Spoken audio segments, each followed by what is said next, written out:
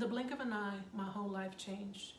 I remember my son, Tyke, writing those lyrics, searching for the words to express the loss of losing his best friend, Keandrick, who was shot and killed on December 17th of 2011.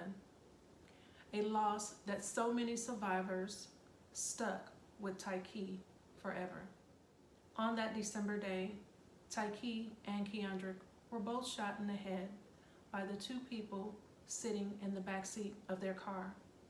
Keandrick died instantly from 2 gunshot wounds, but Tyke miraculously lived.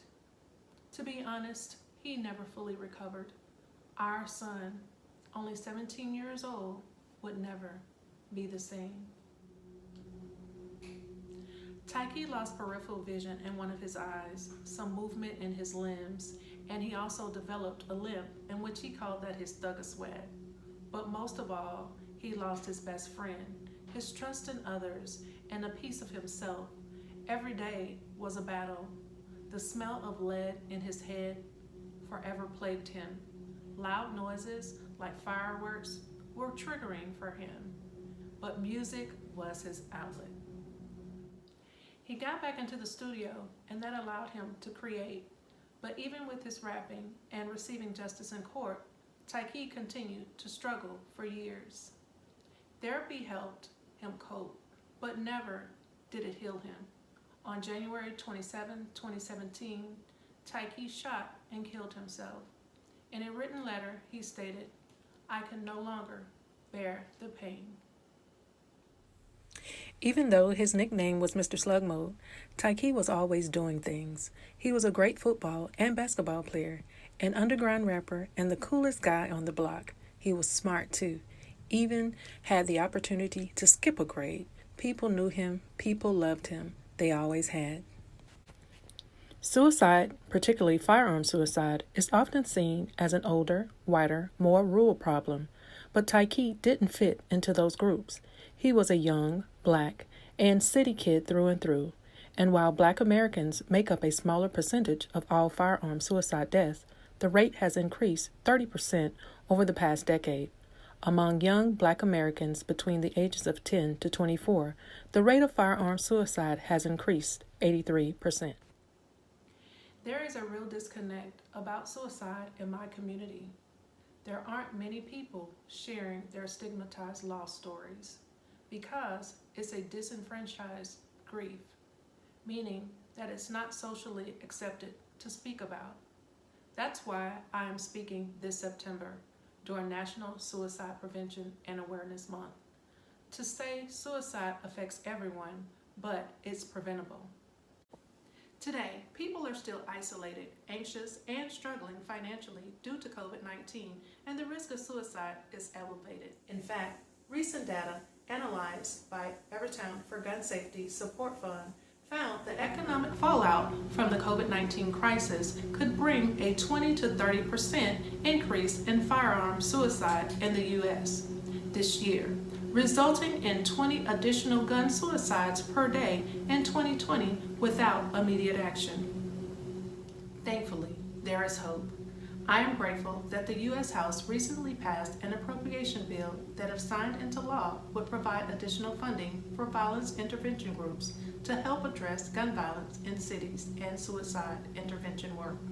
Also, the Federal Communication Commission approved a new 3-digit number, 988, as a suicide intervention hotline. The number will make the hotline more accessible in a crisis, but only if it is promoted. Whether the number is a 3 or 12-digit emotional support line number can only work if people know about it, especially in communities where suicide is often not mentioned, like my own. We need to continue to elevate resources and support networks like Suicide Prevention Lifeline, the Crisis Text Line, Moms Demand Action, and so many other organizations, while demanding our federal and state government to do more to provide resources for suicide prevention in all communities. After my son died, I needed to heal, and that started by educating myself about grief. I took classes, became a grief coach, and I became a healing shaman to support others grieving. I learned that there is hope in the fight against gun violence, including gun suicide. I got involved with Moms Demand Action, and I started to advocate for common sense gun laws. My work as an advocate has taught me how to let people who are experiencing pain like Taiki to know that there is hope. I teach them meditation, mindfulness, and how to share their stories. For years, it was painful for me to even say the word suicide.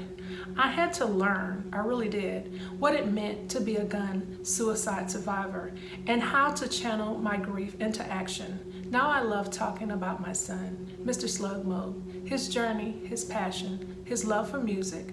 I read his lyrics every day and I share them through my work. Many of them still ring true. In the blink of an eye, my whole life changed.